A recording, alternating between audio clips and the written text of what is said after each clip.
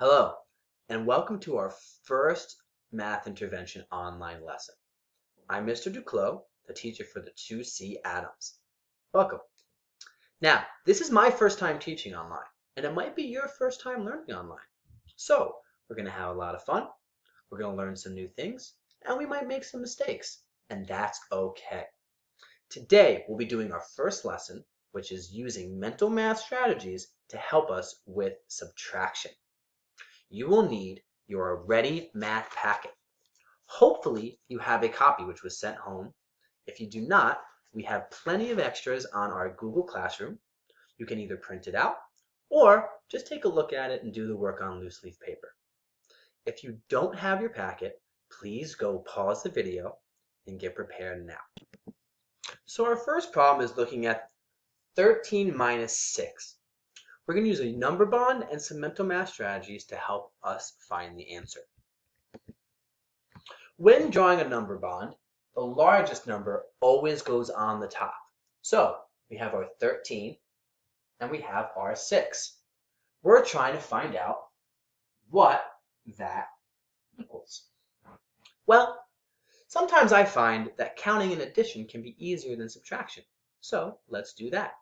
We start at 6.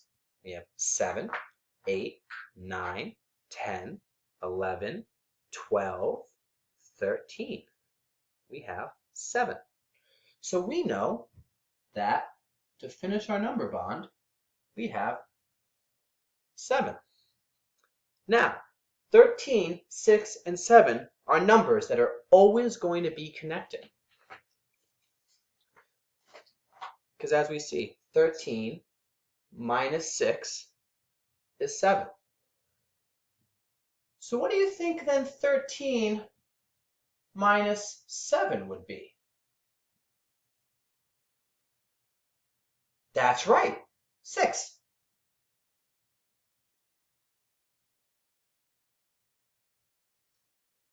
These numbers are also connected when doing addition. If you take the two smaller numbers of any number bond, they will add up to the bigger number. So we have 6 plus 7, 6 plus 7 is equal to 13. And I've run out of room, so I'm going to write it over here. But we also have 7 plus 6, 7 plus 6, also being equal to 13. So as you can see, these numbers are always connected. If you have any two of them, you can find the third. If you only have a 13 and 7, well, you know that 13 minus 7 is always 6. If you only have 6 and 7, you know that 6 plus 7 is always 13. By knowing these math facts, it really helps us do math quickly instead of having to think and count for every problem. But for now, that's okay, and let's try another one. All right, if you flip to the next page in your packet, we're going to look at number 3 together. Number 3 asks us to answer what is 15 minus 6, and they give us the beginning of a number bonds. Let's see if we can figure it out. So we have 15 minus 6, and we have 15 minus 6 in a number bond. Well, as we just learned, if we count and use addition, we can come up with this really easily. So let's do it. I'm going to start at 6, 7, 8, 9, 10, 11, 12, 13, 14, 15. That means that I have 9. So now that we have 15, 6, and 9, without doing anything else, we can come up with any addition or subtraction problem involving these 3 numbers. In fact, our next problem, number 4, is going to ask us for both an addition problem and a subtraction problem based on our number bond. So the first thing it asks is to write an addition sentence for the number bond. Then we're going to do our subtraction problem. So in order to find an addition problem, all we have to do is look at our two lowest numbers. We have 6 and we have 9. Well, since we have a number bond, we know that 6 plus 9 is going to be equal to 15. The next thing it asks us is for the subtraction problem. 15 minus 6. Well, again, all we have to do is look at our number bond. We have 15 minus 6 is going to give us our only number remaining, 9. So as you see, using our number bond, we can create addition or subtraction. And we can use that addition to help us find the answer to a subtraction problem. But there's not only one addition and one subtraction for each number bond. There's actually 2. And number 6 is going to ask us for all of them. So let's move on to that problem. All right. Questions number 5 and questions number 6 are asking us to deal with the problem of 16 minus 7. Well, like we've done before, let's start with our number bond. As we know, the biggest number will go at the top. So we have our 16, and then we have our 7. Now, I'm going to use the addition strategy and counting, which we've already done, to help us find what we're missing. So I'm going to start at 7, 8, 9, 10, 11, 12, 13, 14, 15, 16. So again, I have 9. So using our number bond, we can solve 16 minus 7. We have 16 minus 7 gives us our only remaining number, 9. But what else can we learn from this number bond? Well, number 6 actually asks us to make 4 different equations. One of them we already have. 16 minus 7 equals 9. But what else can we come up with? Well, let's see if we can do the other subtraction. If we know that 16 minus 7 is 9, then we also know that 16 minus 9 is 7.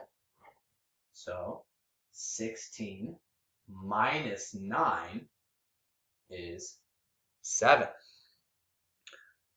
But what about addition?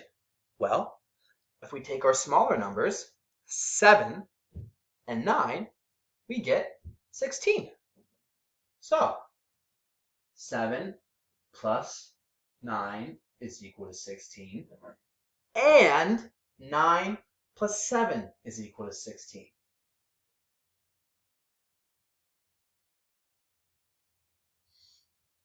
This is called a fact family. It's when 3 numbers create all of these equations. They're always connected. If you know any 2, you can always find the third. All right, we're going to move on to the last problem we're doing together, number 7. All right, our last problem that we're doing together is number 7, and it is 14 minus 8. Let's take a look on our packets real quickly. We have 14 minus 8, and it's asking us to show our work. That means that we just can't put a number down. We have to prove that we have the right answer. Let's give it a go. So we have 14 minus 8, and the first thing I'm going to do is I'm going to make my number bond. I know the biggest number is going to go on top. So I have 14. Then I have my 8. And I have some number. I don't know what that number is yet, but I'm going to find out. Now, our question specifically asks us to use addition to come up to our answer. So let's do that. I'm going to take 8, and I'm going to count to 14. 8, 9, 10, 11, 12, 13, 14. So that is 6.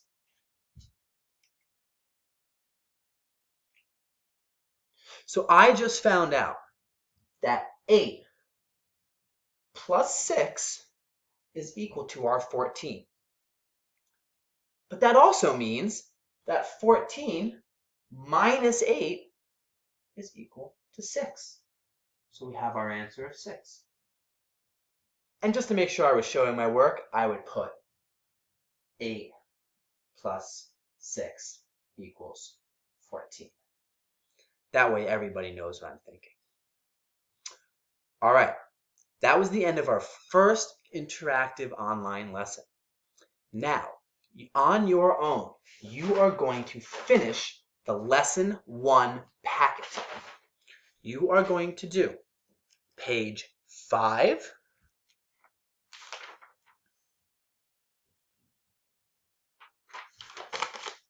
and page 6. On page 6, you do not have to do the last problem, number 6. We can cross that out. So to repeat, on your own, you are going to do page 5 and page 6, but you do not have to do question 6. Shortly, there will be a video of me going over it so that you may check your work.